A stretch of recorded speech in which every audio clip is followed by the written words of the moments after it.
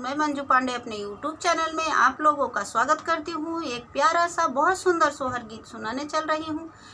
आप लोग को कैसा लगेगा प्यारा प्यारा कमेंट करके बताना। चैनल पे नए आए हैं तो सब्सक्राइब करना, वीडियो को लाइक करना, शेयर करना, फुल वॉच करके देखना और हमारे इस चैनल का आप लोग सपोर्ट करिए और आगे बढ़ाइए।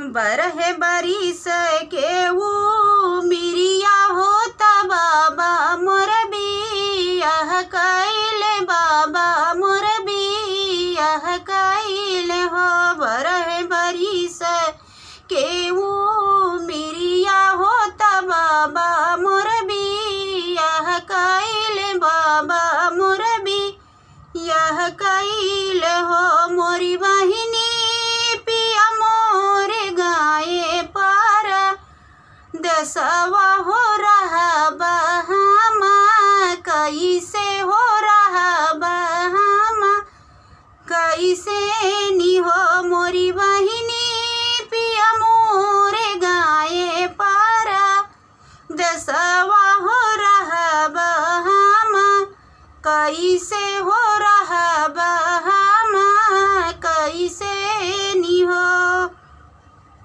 कही गए महल उठाई दी हूँ बंगलाबा, नाइली हूँ बंगलाबा, नाइली हो। मोरी बहिनी कही गए बेटा वाहो वहू भी हो तबई घरे, आऊ बई हो तबई घरे, आऊ बई हो।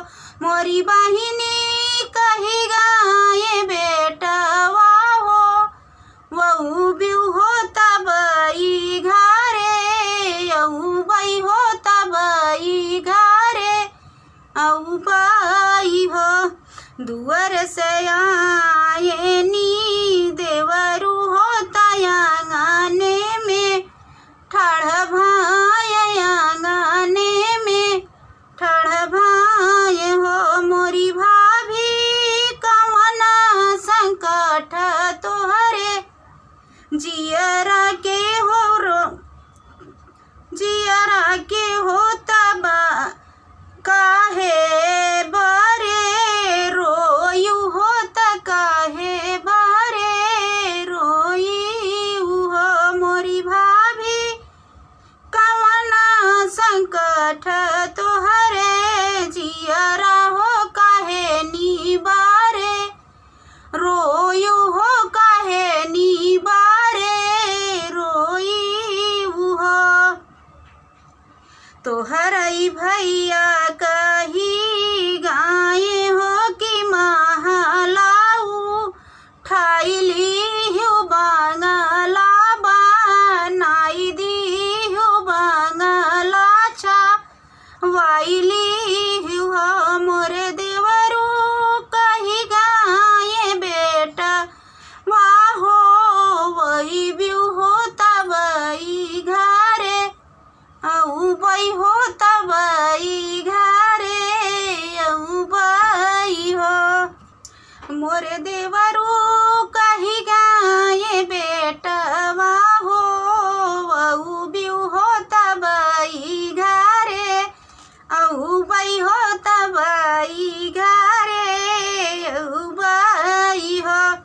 पहिर ले तू फट हिलू गरिया होता भैया लागा, जाती होता भैया लागा, जाती हो। मोरी भाभी नाची कूदी मांगला, गवती होता वन से चिन्हवा, लेती होता वन से चिन्हवा, लेती हो। मोरी भाभी नाची कूदी मांगला, गवती होता वन से चिन्हवा, मांगती होता वन से चिन्हवा, मांगती हो। नाची कूदी रानी जायली हो रुमाल चिन्हा, लैली हो रुमाल चिन्हा, कुदिरा आनी जे अइली हो रुमाल चिन्हा लवली हो रुमाल चिन्हा लवली नी हो। मोरे पियावा लवटी के घर जब आमई हो आंगने लाला खेलई हो आंगने लाला खेलई हो। मोरे पियावा लवटी के घर जब आमई हो आंगने लाला खेलई हो आंगने लाला खेलई हो। भीतर से निकरी रा नियमा हो रुमाल मुहा पोछई हो रुमाल मुहा पोछई हो। भीतर से निकरी रा नियमा हो